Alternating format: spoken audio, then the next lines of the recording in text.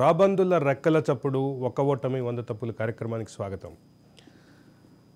కేసీఆర్ వరుస విజయాల తర్వాత వచ్చిన భారీ పరాజయం, ఆ పరాజయం వెనుకున్నటువంటి కారణాలని సమీక్షించే క్రమంలో ఉన్నాం మనం. ఈరోజు 20వ ఎపిసోడ్కి వచ్చాం. అయితే ఒక ప్రధానమైన అంశం ఏంటంటే యాటిట్యూడ్ ఈజ్ ఎవ్రీథింగ్ అంటారు. అట్లాగే కేసీఆర్ లాంటి సీనియర్ రాజకీయ నాయకుడు ఎక్కడ బోల్తా పడ్డాడు, అంచనా ఎక్కడ అందలేదు అనే విషయం చాలామందికి అనుమానంగానే ఉంది. అంటే తెలంగాణ జనం నాడిని పట్టుకోవటంలో ఈసారి కేసీఆర్ ఎక్కడ ఫెయిల్ అయ్యాడు, లేకపోతే కేసీఆర్కి గురించి ఇచ్చినంత ఈ ఎలివేషన్ అంతా బోగసా, కేసీఆర్ రియాలిటీ మరోటి ఉందా, కేసీఆర్ నిజంగానే పెద్ద అంచనాలు వేయలేనటువంటి రాజకీయ నాయకుడు అనేటటువంటి చర్చ కూడా ఉంది. వీటన్నిటి నేపథ్యంలో కేసీఆర్ ఈ ఎలక్షన్ల విషయంలో ఆత్మవిశ్వాసం స్థానంలో అతి విశ్వాసానికి పోయారా, అందుకు కారణంగానే సిట్టింగ్లను మార్చకపోవటం, అక్కడి నుంచి మొదలు పెడితే వరుసగా అనేక కారణాలు, అనేక విషయాలు చూసాం. వీటన్నిటి గురించి మనతో మాట్లాడటానికి ఫోరెన్సిక్ ఎలక్షన్ సర్వే అనే పేరిట తెలంగాణ రాష్ట్రంలో ఎన్నికల సర్వే నిర్వహించినటువంటి డాక్టర్ బాలాగారు ఉన్నారు. బాలాగారు నమస్కారం. నమస్తే. నమస్తే. యా బాలాగారు, ఏంటి మీరు ఎన్నికల సర్వే చేసిన సందర్భంలో ఫీల్డ్లో మీకేం కనిపించింది? కేసీఆర్ పాలన, కేసీఆర్కి సంబంధించినటువంటి రాజకీయాల మీద మీకు ఏ రకమైనటువంటి వ్యతిరేకత కనిపించింది? దాదాపు మీ సర్వే కూడా దాదాపుగా సరిపోయినటువంటి పరిస్థితి ఉంది. అంటే ఒకటి, తెలంగాణ ఎలక్షన్స్ లో మనం ఒకసారి చూసుకున్నప్పుడు చేసిన సర్వేలో పీపుల్ మైండ్, నా వాయిస్ వినిపిస్తుందా? వినిపిస్తుంది. పీపుల్ యొక్క మైండ్, మూడ్, అదే విధంగా వాళ్ళ ఆంథ్రోపాలజీ అండ్ సైకాలజీ మీద మేము ఎక్కువ సర్వే చేయడం జరిగింది. అంటే ప్రతి మనిషికి కూడా సమాజంలో 3 రకాలైన పద్ధతులు ఉంటాయి. అంటే ఆ ఇంపార్టెన్స్ పద్ధతులు ఏంటంటే, ఒకటి personal life, 2 domestic life. Domestic life ఏంటి అంటే తన కుటుంబం. 3వది వచ్చేసి సోషల్ లైఫ్. సోషల్ లైఫ్ ఏంటి అంటే సమాజానికి సంబంధించింది. ఫస్ట్ ఏ ఓటర్ అయినా తను చూసుకునేది ఏంటంటే నాకేం వస్తుంది. 2 ఇంపార్టెంట్ గా చూసుకునేది ఏంటంటే నా కుటుంబానికి ఏం ఇస్తున్నారు. 3 ఏం చూసుకుంటారంటే ఈ సమాజానికి వీళ్ళ వల్ల ఏమి మేలు జరిగే అవకాశాలు ఉన్నాయి అనేది ఈ 3 అంశాలు ఎక్కువగా చూసుకుంటారు.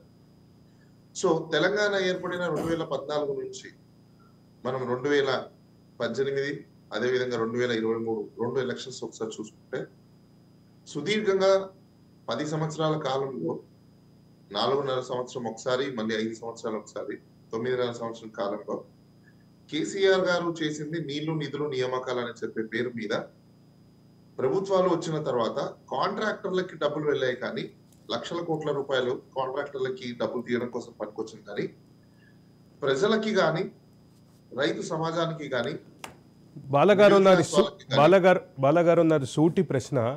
ఇప్పుడు మీరు మాట్లాడుతున్నటువంటి విషయాలు, నీళ్లు, నిధులు, నియామకాలు కానీ, కాంట్రాక్టర్లని ఉద్ధరించడానికి ప్రాజెక్టులు అనే వాదన కానీ, let me complete my question. ఇది జనంలో డిస్కషన్ జరిగిందా? ఇది సాధారణ ప్రజలకు, తెలంగాణ సగటు జీవి దగ్గర దీనికి సంబంధించిన కంక్లూజన్స్ కానీ, దీనికి సంబంధించినటువంటి అజంప్షన్స్ కానీ, దీనికి సంబంధించిన డిస్కషన్ కానీ ఉన్నదా అనేది నా మొదటి ప్రశ్న. ఒకటండి, ఇక్కడ కేసీఆర్ గారు డైరెక్ట్లీ ఒకటే అనుకున్నది ఏంటంటే, తనకున్న టీమ్ తో కానీ, లేకపోతే తనకున్న కాంట్రాక్టర్స్ కానీ, తనకున్న మీడియా కానీ, లేకపోతే తనకున్న సమాచారం ప్రకారము, లేకపోతే ఇంటెలిజెన్స్ ఇచ్చే రిపోర్ట్ల ప్రకారము జయహో కేసీఆర్ అనే ప్రతి ఒక్కరు అంటున్నారు, కాబట్టి మనం పక్కా గెలిచేస్తున్నాం అనే సమాచారం మాత్రమే ఆయన దగ్గర ఉంది. ఎందుకు అంటే, ఒక బలవంతుడు బలహీనుడి దగ్గరికి వెళ్ళేసి నేను నీకు నచ్చానా లేదా చెప్పు అంటే ఖచ్చితంగా నచ్చాననే చెప్తాడు. నువ్వు నాకు నచ్చలేదని చెప్పాడు. ఎందుకు? ఆ బలవంతుడు బలహీనుడిని కొడతాడు కాబట్టి, భయంతో. సో అదే ఒక సామాన్య వ్యక్తి ఒక బలహీనుడి దగ్గరికి వెళ్ళినప్పుడు నీకు పలానా వ్యక్తి ఇష్టమా లేదా, ఇంకొక వ్యక్తి ఇష్టమా లేదా అని చెప్పినప్పుడు తన సొంత నిర్ణయాన్ని ఎక్స్ప్రెస్ చేసే అవకాశాలు ఎక్కువగా ఉంటాయి. సో అది అందులో వాళ్ళు ఫెయిల్యూర్ అయిపోయారు, కేసీఆర్ గానీ, కేసీఆర్ గారి టీం గానీ. ప్రజల్లో ఒక ఎక్కడ లేని భయాన్ని, భయోందోళనని, వీళ్ళు చేసిన చర్యలని, ప్రజాస్వామ్యంలో సచివాలయానికి కానీ, సెక్రటరీకి కానీ పోకుండా తన ఇంట్లోనే కూర్చొని రాజకీయ పాలన చేయడము ప్రజలకు ఏమాత్రం నచ్చలేదు. ఇక్కడ 2 విషయాలు గమనించాలి. నేను పదే చాలాసార్లు చెప్పాను, ప్రతి ఇంటర్వ్యూలో కూడా కేసీఆర్ గారికి హైదరాబాద్ డెవలప్మెంట్ చేయడమే గుదిబండై కూర్చునింది. దీని వల్లనే ఆయన ఓడిపోతున్నాడు. యా డెవలప్మెంట్ అంటే ఆయన డెవలప్మెంట్ చేసింది ఏం లేదు. ఉన్న హైదరాబాద్ ని ఫెసిలిటీస్ పెరిగాయి. ఎలాంటి ఫెసిలిటీస్ పెరిగాయి అంటే ఓకే దీంట్లో నేషనల్ హైవే అథారిటీ వాళ్ళు ఉన్నారు, అంటే సెంట్రల్ గవర్నమెంట్ కాంట్రిబ్యూషన్ ఉంది, స్టేట్ గవర్నమెంట్ కాంట్రిబ్యూషన్ ఉంది. ఓకే వీళ్ళు డిస్ట్రిక్ట్ లెవెల్స్ కి వెళ్లాల్సిన రోడ్ ట్రాన్స్పోర్టేషన్ సిస్టమ్ ఏదైతే ఉందో అది చాలా ఎక్కువగా నియర్ బై అయిపోయింది. అంటే ఈజీ యాక్సెస్. యా ఈ ఈజీ యాక్సెస్ అయిపోవడం వల్ల హైదరాబాద్ లో ఏం జరుగుతుందో ఇన్ఫర్మేషన్ మీకు ఇమీడియట్ గా రూరల్ ప్లేసెస్ కి వెళ్ళిపోతుంది, గ్రామ ప్రాంతాలకు వెళ్ళిపోతుంది. యా కాబట్టి మీకు హైదరాబాద్ లో ఉన్న ఎక్స్పెక్టేషన్స్ గ్రామీణ ప్రాంతాలలో కూడా పెరిగిపోయింది. యా ఈ హైదరాబాద్ మీకు 150 కిలోమీటర్స్ రేడియస్ పెరగడం వల్ల ఈ కల్చర్, ఇక్కడ ఉన్న నేచర్, లివింగ్ స్టైల్, లైఫ్ కి సంబంధించినవన్నీ రూరల్ ప్లేస్ లకు వెళ్ళాక, ఎక్స్పెక్టేషన్స్ పెరిగాక ఎలాగైనా కేసీఆర్ ని గద్దెదించితేనే మన రూరల్ ప్రాంతాలకి మనం అభివృద్ధి చేసుకోవడానికి పనికొస్తుంది. అదే కేసీఆర్ అండ్ కో అనేది వస్తే మాత్రం ఖచ్చితంగా మనకి ఎటువంటి అభివృద్ధి ఉండదు. మళ్ళీ రూరల్ ప్రాంతానికి మళ్ళీ మనం నష్టపోతాము. ఏదైతే తెలంగాణ సమాజం కోరుకున్న సమాజం మనకి రాదు అనేది భావించి రూరల్ లో ఉన్న ప్రతి ఒక్కరు కూడా వాళ్ళు వన్ సైడ్ గా డిసైడ్ అయి ఉన్నారు. ఈ డిసైడ్ అయిన ఓటర్స్ ని కేసీఆర్ గానీ, కేసీఆర్ అండ్ కో గానీ, లేకపోతే ఆయనకు సంబంధించిన మీడియా గానీ గ్రహించడానికి గానీ, వినడానికి గానీ, అట్లీస్ట్ మాలాంటి సర్వే చేసిన ఏజెన్సీ చెప్తే కూడా వాళ్ళు తీసుకోలేని సెన్స్ లో వాళ్ళు ఉన్నారు. అంటే ఒక అడమెంట్ మైండ్ సెట్ లోకి వెళ్ళిపోయారు. బాలగారు ఇంకొక ప్రశ్న. మీ సర్వేలో మీరు నాకు తెలిసి మాక్సిమం టీఆర్ఎస్కి 26 సీట్లు వస్తాయన్నారు. మాక్సిమం టీఆర్ఎస్కి 26 సీట్లు, బీఆర్ఎస్కి 26 సీట్లు మాత్రమే మాక్సిమం వస్తాయని అన్నారు. అవును, రైట్? అవునవును. ఆ 26 సీట్లు వస్తాయి అన్న దగ్గర ఇప్పుడు 39 సీట్లు వచ్చినాయి. ఈ అంచనా ఫెయిల్ అవడానికి హైదరాబాద్, రంగారెడ్డి జిల్లాలే ప్రధానమైనటువంటి కారణమా? ఫెయిల్యూర్ అనేసి నేను అననండి. ఓకే, మీకు మీ అంచనా తప్పడానికి వెల్కమ్ టు 1 మినిట్. మేము ఎక్స్పెక్టేషన్స్ మాత్రమే ఇవ్వగలుగుతాం, కన్క్లూజన్ ఇవ్వం. అది ప్రజల్లో ఉన్న ఎక్స్పెక్టేషన్స్ ని బేస్ చేసుకొని వాస్తవంగా చెప్పాలంటే హైదరాబాద్ లో పోలింగ్ తక్కువ జరిగింది కాబట్టి కేసీఆర్ వాళ్ళకి హైదరాబాద్ లో సీట్స్ వచ్చాయి. అదే పోలింగ్ దాన్ని జరగలేదు కాబట్టి ఎక్కువ వచ్చాయి. జరిగి ఉంటే జరిగితే ఇంకా డ్రాస్టిక్ గా ఉండేది. అంటే ఒక ప్రధానమైనటువంటి చర్చ అయితే ఉంది. అంటే తెలంగాణ ఉద్యమంలో మొదటి నుంచి అగ్రభాగాన కేసీఆర్ తోటి ఉన్నటువంటి వాళ్ళందరూ కేసీఆర్కి వ్యతిరేకంగా మారారు. తర్వాత కేసీఆర్ని హత్తుకున్న వాళ్ళు, తర్వాత అధికారం వచ్చినాక హత్తుకున్న వాళ్ళు దూరంగా ఉన్నారు. మా సర్వేలో తేలిన విషయాలు ఏంటంటే కేసీఆర్ కి సంబంధించిన కేసీఆర్ పార్టీలో ఉండే పంచాయతీ సర్పంచ్లు, మండల్ లెవెల్లో ఉన్న మండల్ లెవెల్ ఇన్ఛార్జ్లు, గ్రామ లెవెల్ ఇన్ఛార్జ్లు, తర్వాత డిస్ట్రిక్ట్ లెవెల్లో ఇన్ఛార్జ్లు, ఆ ఇన్ఛార్జ్ కింద పనిచేసే మిడిల్ సెకండ్ గ్రేడ్ ఉన్న లీడర్స్, వీళ్ళందరూ కూడా నిరుత్సాహంగా ఉన్నారు. వాళ్ళే డిసైడ్ అయ్యారు, మేము ఎటువంటి పరిస్థితుల్లో ఈసారి గద్దెం దించాల్సిందని వాళ్ళ పార్టీలో ఉన్న క్యాడర్ డిసైడ్ అయ్యింది. బాలగారు, నేను అదే చెప్తున్నాను. నా ప్రశ్న కూడా అదే. అంటే 2001 నుంచి కేసీఆర్తో సైల్ అయినటువంటి వాళ్ళు మీరు చెప్తున్న వాళ్ళు, 2001తో తెలుగుదేశం పార్టీ నుంచి బయటకు వచ్చి తెలంగాణ రాష్ట్ర సమితి పార్టీ అంటే ఆయన టేక్ ఓవర్ చేసిన తర్వాత ఉన్నటువంటి ప్రస్థానంలో మొదటి నుంచి ఆయనతో ఉన్నటువంటి వాళ్ళ వర్గాల గురించే మాట్లాడుతున్నాం మనం. ఆ వర్గాలు ఈరోజు దూరమైనాయి. 2010 ఒక్క నిమిషం నన్ను ఇంకో విషయం చెప్పనండి. 2014కు ముందు జీహెచ్ఎంసీలో కనీసం ప్రాతినిధ్యం కోసం కూడా టీఆర్ఎస్ ప్రయత్నించలేదు. అటువంటి చోట్ల జీహెచ్ఎంసీ కానీ, జీహెచ్ఎంసీ చుట్టుపక్కల ఉన్నటువంటి అంటే హైదరాబాద్ శివారు మున్సిపల్ కార్పొరేషన్లు, మున్సిపాలిటీలు కానీ ఇవన్నిట్లో మాత్రం కేసీఆర్ గణనీయమైనటువంటి ఫలితాలు చూపించారు. ఇంకా క్లియర్గా చెప్పాలంటే మెజారిటీలు పెరిగినాయి. సో ఇక్కడ నేను మీ ముందుకు తీసుకొస్తున్నటువంటి ఒక వాదన ఏంటంటే కేసీఆర్ తోటి 2001కి ముందున్నటువంటి ఆ వర్గాలు అయితే మొత్తం దూరమైనాయి, 2014 తర్వాత కేసీఆర్కి దగ్గరైన వాళ్ళు మాత్రమే మిగిలారు అనేది. Am I right? అంటే ఈ దీని మీద మీ అభిప్రాయం ఏంటి అని అడుగుతున్నాను, మీ అబ్జర్వేషన్ ఏంటి అని అడుగుతున్నాను. అంటే దీంట్లో ఒకటి, ఇప్పుడు ఒక తప్పిదం అనేది లేదండి. ఇక్కడ రకరకాలుగా ఉన్నాయి. ఇప్పుడు టిఆర్ఎస్ పార్టీ యొక్క ఎసెన్స్ ఏంటి? తెలంగాణ. ఆ తెలంగాణ ఎసెన్స్ ని బిఆర్ఎస్ కింద మార్చేసినప్పుడు ఎవరికి కూడా బిఆర్ఎస్ అనే పెట్టే పేరు ఇష్టం లేదు. కేసీఆర్ కి ఇష్టం ఉండొచ్చు, లేకపోతే ఎమ్మెల్యేలకు, ఎంపీలకు, లేకపోతే వాళ్ళకున్న లీడర్స్ కి ఇష్టం ఉండొచ్చేమో కానీ తెలంగాణ వాదులకి కానీ, తెలంగాణ సమాజంలో పనిచేసిన తర్వాత టిఆర్ఎస్ కి సపోర్ట్ చేసిన ఎవరైతే కార్యకర్తలు ఉంటారో గ్రామ స్థాయిలో, మండల స్థాయిలో, నియోజకవర్గం స్థాయిలో వీళ్ళందరికీ ఒక యాంటీ సెన్సిబిలిటీ అనేది క్రియేట్ చేశారు కేసీఆర్ గారు. వాళ్ళ యొక్క కొలాబరేషన్ లేదు. Okay, one more thing, BRS అనేది ఎప్పుడైతే ఎసెన్స్ మీకు ప్రజల దగ్గరికి వెళ్ళలేదో అక్కడే ఆ పార్టీ ఫస్ట్ మూలం అంటే మే నెలలో ఈయన ఏదైతే అనౌన్స్ చేస్తాడో అక్కడ చచ్చిపోయింది. గ్రామ స్థాయిలో ఉన్న సర్పంచ్లు కావచ్చు, అదే విధంగా మీకు మున్సిపాలిటీస్ లో ఉన్న ఈ వీళ్ళకి సంబంధించిన వార్డు వాళ్ళు కావచ్చు, డివిజన్ వాళ్ళు కావచ్చు, ఈ క్యాడర్ మొత్తం కూడా ఎక్కడే కానీ వాళ్ళకి ఇంపార్టెన్స్ లేదు. ఆ ఇంపార్టెన్స్ లేని పక్షంలో ఇక్కడ ఏమైపోయిందంటే family centric policies, family centric ruling system, family centric directions ఇవి ఎక్కువ అయిపోయేసరికి ఈ డెమోక్రసీ సిస్టమ్ లో టిఆర్ఎస్ పార్టీ అనేది ఉద్యమంతో పుట్టుకొచ్చింది. ఉద్యమకారులను అందరినీ కూడా కలుపుకోవాలి, ప్రజల్ని కలుపుకోవాలి, కార్యకర్తల్ని కలుపుకోవాలన్న ఎసెన్స్ పోయింది.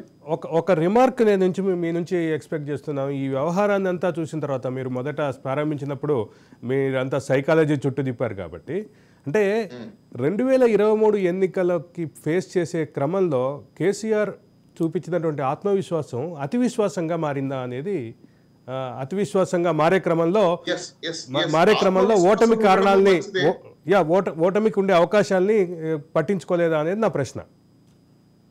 ఆత్మవిశ్వాసం ఉండడంలో తప్పలేదు, కానీ నిజంగా మీరు అన్నట్టు కేసీఆర్ అనుకో అతి విశ్వాసం ఎక్కువైపోయింది. ఎలాంటి అతి విశ్వాసం ఎక్కువైపోయిందంటే వీళ్ళు కొన్ని మీడియా ఛానళ్ళు కొన్నారు.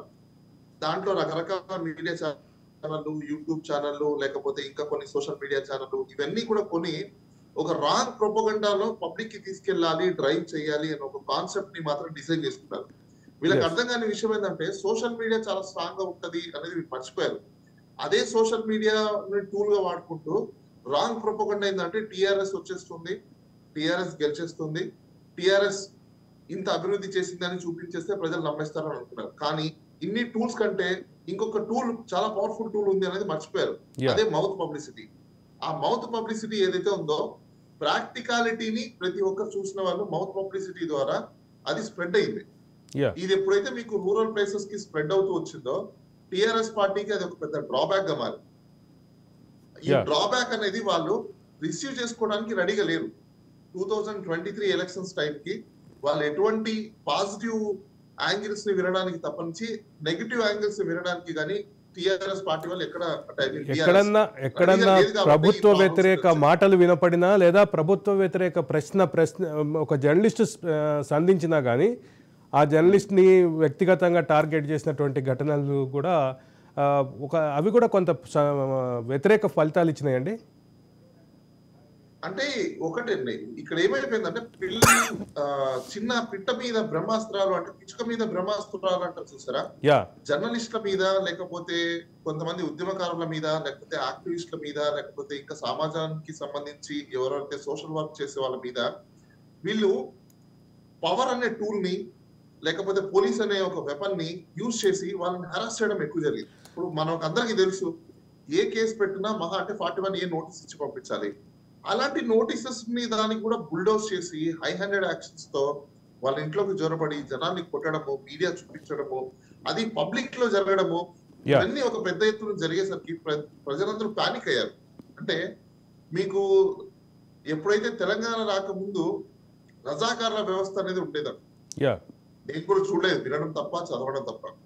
వాళ్ళ జనాన్ని ఏ విధంగా అయితే పీడించుకొని తినేవాళ్ళు, ఏ విధంగా అయితే సమాజంలో ఉన్న వ్యక్తుల్ని వాళ్ళు చంపి వాళ్ళ యొక్క హ్యాపీనెస్ ని తెచ్చుకునే వాళ్ళు, అంటే వాళ్ళకు కోరికలు తీసుకునే వాళ్ళు, ఆ విధంగా ఈరోజు డెమోక్రసీలో ఎన్నుకున్న సీఎం కానీ లేకపోతే పార్టీ కానీ ఇలా ప్రజల వైపున చూపించేది ఎవరికి నచ్చలేదు.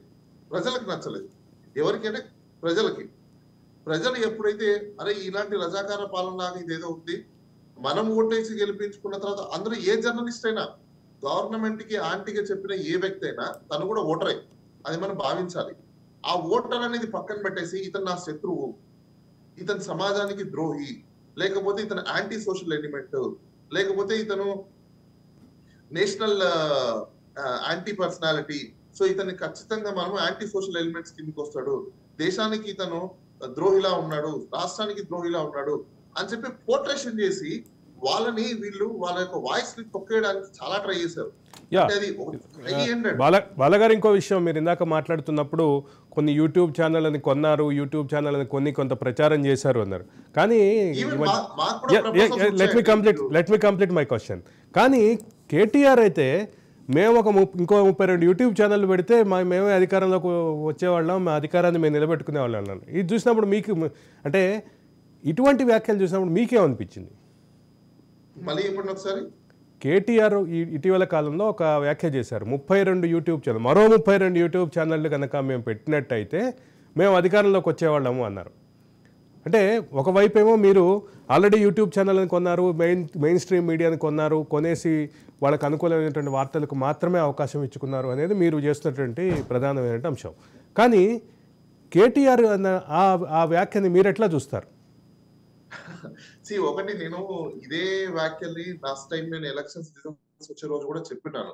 వాళ్ళు మాకు కూడా ఆఫర్ చేశారు, వాళ్ళకి ఫేవర్ గా రిపోర్ట్లు ఇప్పని చెప్పి, వాళ్ళ కొన్ని యూట్యూబ్ ఛానల్స్ వాళ్ళు కూడా మాకు ఫేవర్ గా మాట్లాడండి, మా గవర్నమెంట్ వస్తుందని చెప్పేసి అని. రియాలిటీస్ తెలిసిన మేము రిఫ్యూజ్ చేసాం. మీ గవర్నమెంట్ వచ్చే అవకాశాలు లేవు, ప్రజల్లో ఇంత అడ్రస్ట్ ఉంది, యాంటీ ఇన్కంబెన్సీ ఇంత జనరేట్ అయింది, మీకు వేసే అవకాశాలు లేవు అని మేము బల్లగుద్ది చెప్పి మేము రియాలిటీ యాక్చువల్ ఇన్ఫర్మేషన్ ని ప్రజల ముందర పెట్టాం, మీడియా ఛానల్లో ఇచ్చాం. కానీ మాలాంటి వాళ్ళని కూడా వాళ్ళు ఒత్తిడి చేయడం అయితే జరిగింది. మనతోటి ఉస్మానియా స్టూడెంట్ జేఏసీ వ్యవస్థాపక అధ్యక్షుడు డాక్టర్ సాంబశివ గౌడ్ ఉన్నారు, ఫోన్ లైన్లో ఉన్నారు. సాంబశివ గౌడ్ గారు స్వాగతం. కేసీఆర్ ఈ ఎన్నికల్ని ఫేస్ చేసే క్రమంలో ఆత్మవిశ్వాసంగా ఉండటం చివరికి అతి విశ్వాసంగా పరిగణించిందా అనేటటువంటి చర్చలో ఉన్నాం, మీరేమంటారు?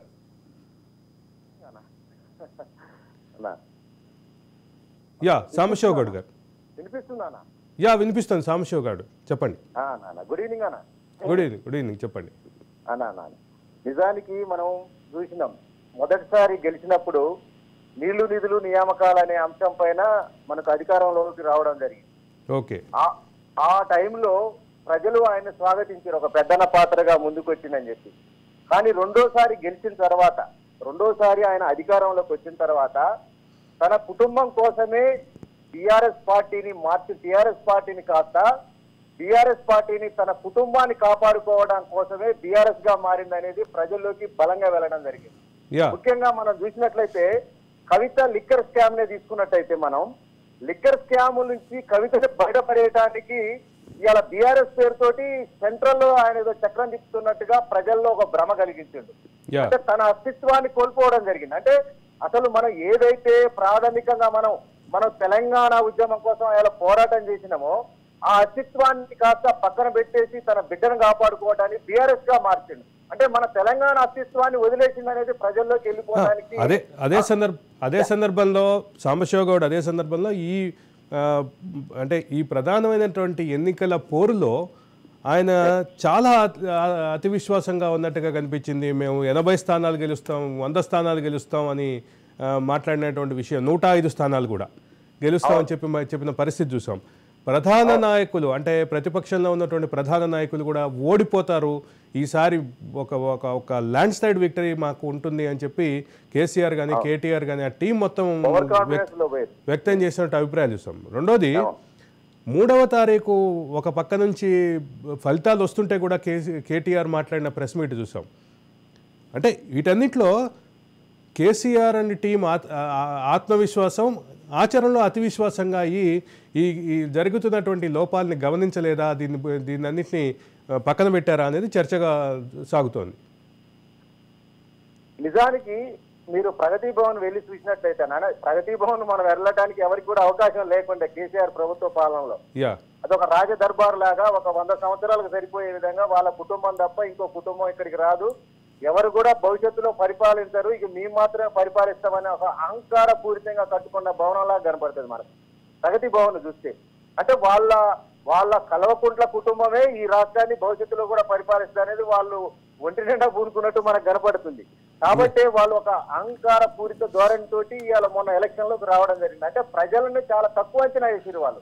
అంటే ప్రజలను మనం డబ్బులు ఇచ్చేనా ఓటర్లను మభ్యపెట్టి, అంటే విచ్చలవిడిగా సంపాదించారు కదా, కాళేశ్వరం పేరుతోటి, మిషన్ భగీరథ పేరుతోటి, మిషన్ కాకతీయ పేరుతోటి విచ్చలవిడిగా సంపాదించిన డబ్బుతోటి ప్రజల ఓట్లను కొల్లగొట్టొచ్చు అనే ఒక అతి విశ్వాసానికి లోనేరు.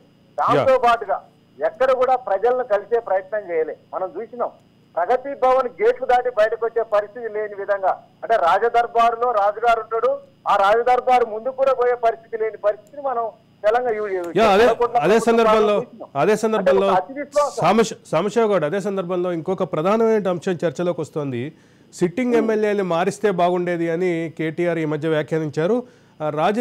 అంటే రాజకీయాల్ని క్లోజ్గా అబ్జర్వ్ చేస్తున్నటువంటి వాళ్ళు కూడా ఆ మాట అయితే బాగా విస్తృతంగా చెప్తున్నారు. దీన్ని ఎట్లా చూస్తారు మీరు?